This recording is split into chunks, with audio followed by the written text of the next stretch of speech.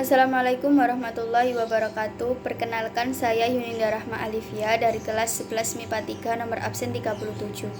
Di sini saya akan mempresentasikan tentang biografi dan juga peran dari tokoh Surastri Karma Trimurti atau dikenal juga sebagai SK Trimurti.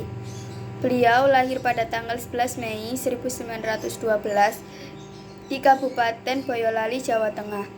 Beliau juga dikenal sebagai wartawan, penulis, dan juga guru bahasa Indonesia. Beliau pernah menempuh pendidikan di Normal School dan AMS di Surakarta. Kemudian beliau melanjutkan studinya di jurusan ekonomi di Universitas Indonesia. Meskipun beliau telah meraih gelar doktor, akan tetapi beliau tetap aktif di bidang jurnalistik.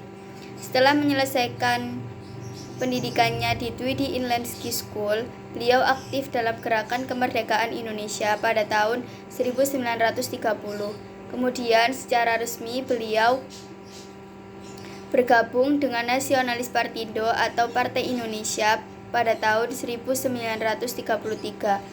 Setelah beliau menyelesaikan studinya di Tweedy Inland Ski School, beliau memulai karirnya menjadi guru di sekolah-sekolah dasar di Bandung, Surakarta, dan Banyumas sekitar tahun 1930. Namun sayangnya beliau ditangkap oleh pemerintah kolonial Belanda pada tahun 1936 untuk mendistribusikan arti kolonial leaflet, dan akhirnya beliau dipenjarakan di Penjara Bulu, Semarang selama 9 bulan. Setelah beliau bebas dari penjara, beliau beralih karir dari menjadi guru SD ke jurnalis. Saat menjadi jurnalis, beliau menyamarkan namanya untuk menghindari ditangkapnya lagi oleh pemerintah kolonial Belanda. Beliau pernah diangkat menjadi Menteri Tenaga Kerja pertama di Indonesia di bawah pimpinan Menteri Amir Syarifuddin pada tahun 1947 sampai 1948.